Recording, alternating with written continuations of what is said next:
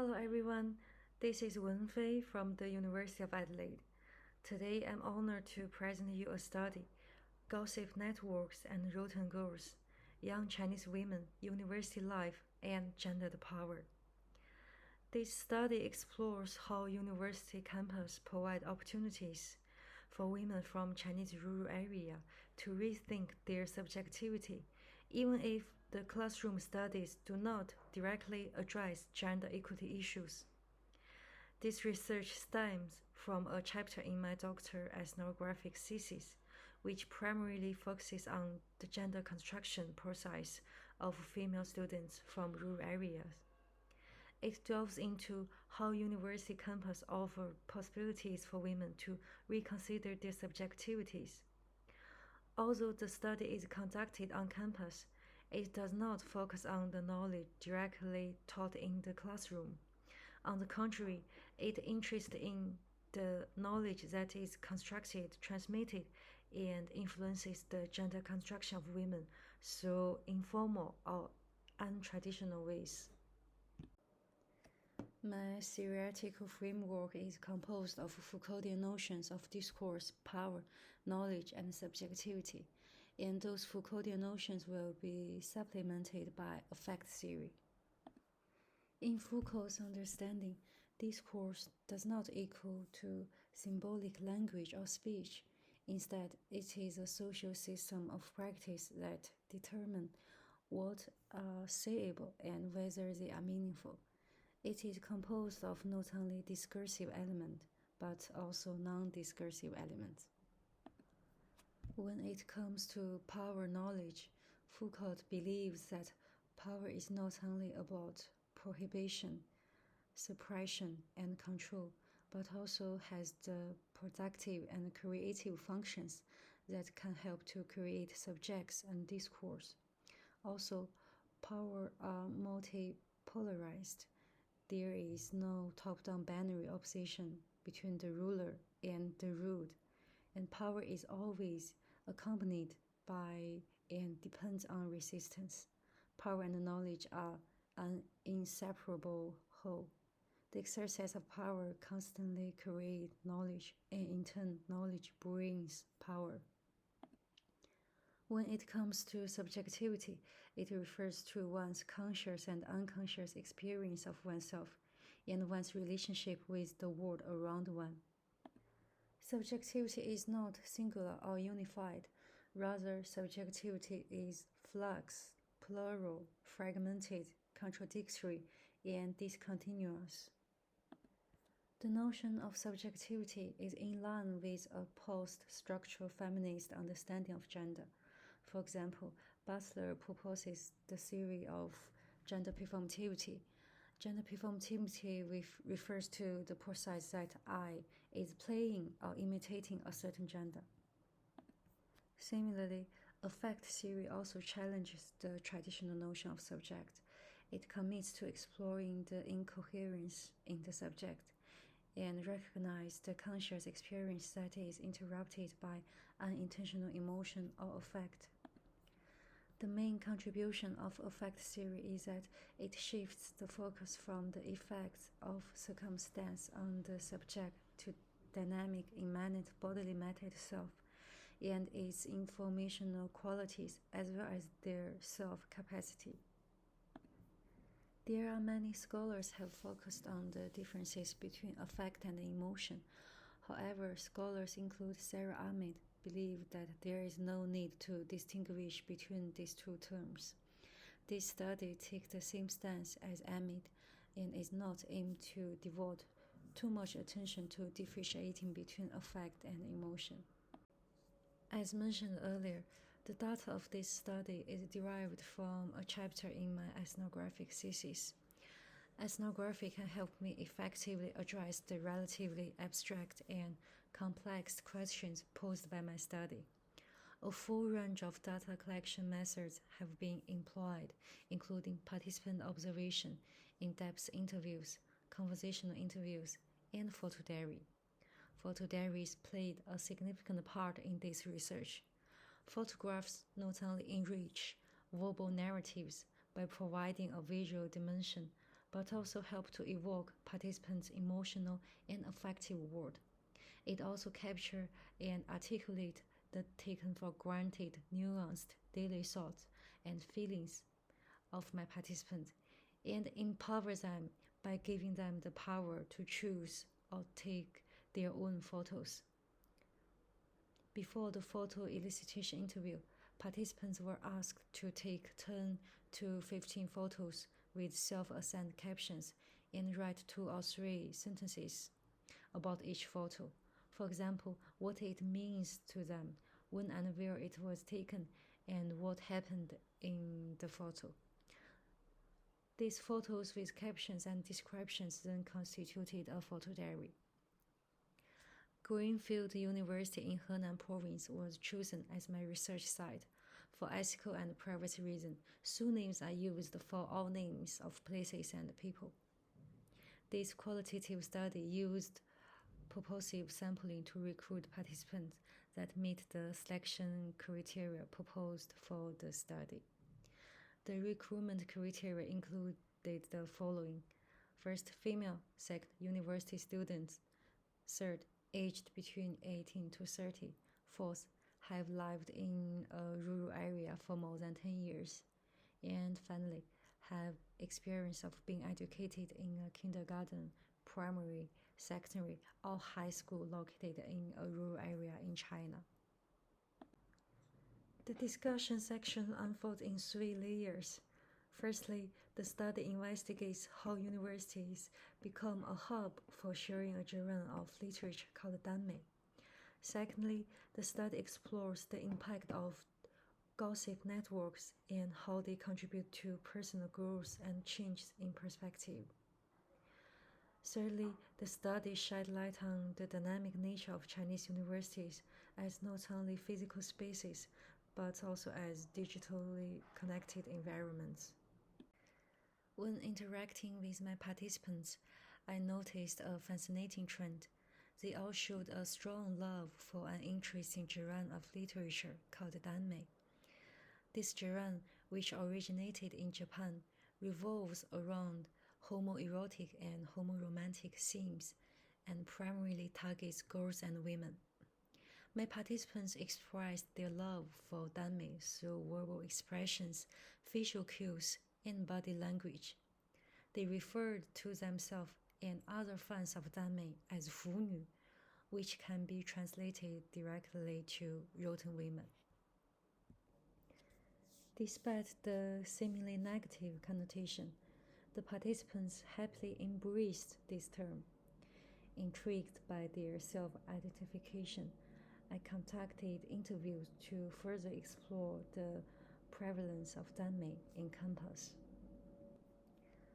When I inquired about their introduction to danmei culture, my participants expressed a sense of excitement and delight, describing it as a cherished ritual.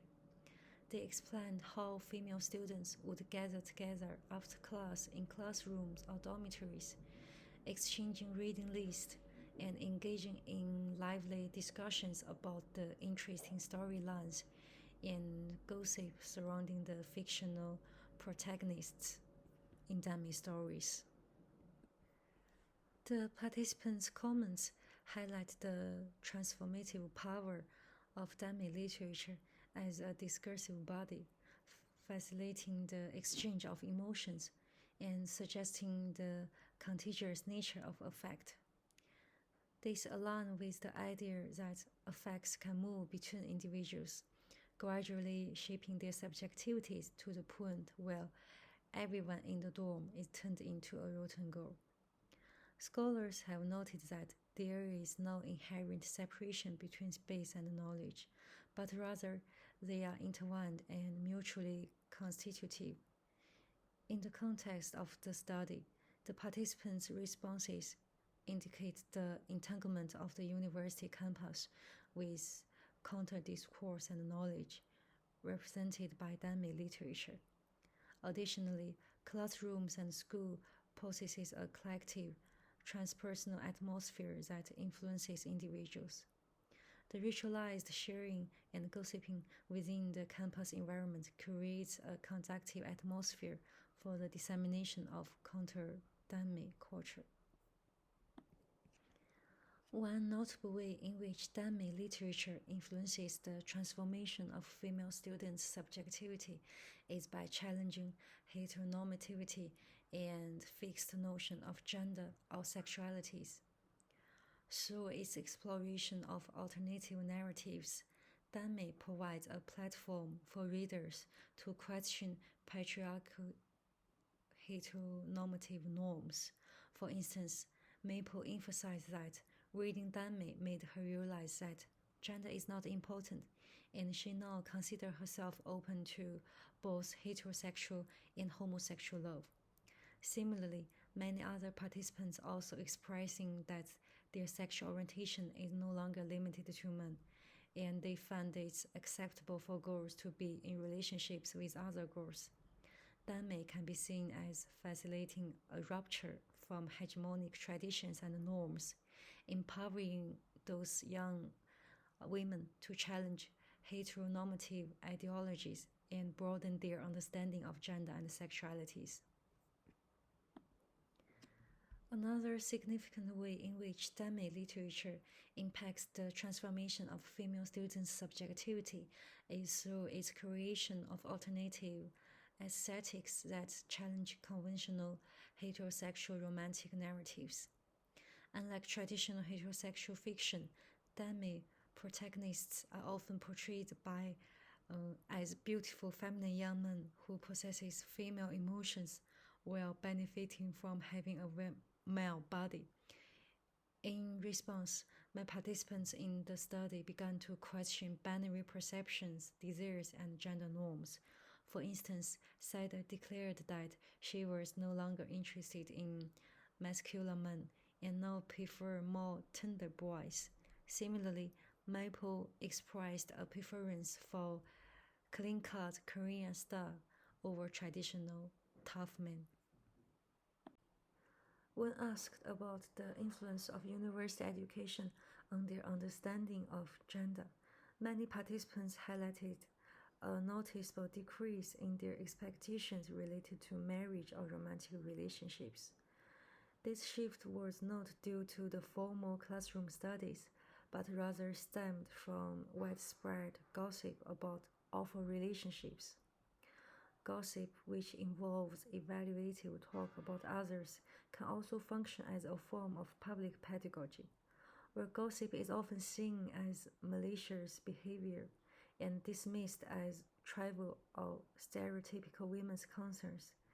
It is never mere simple chatter.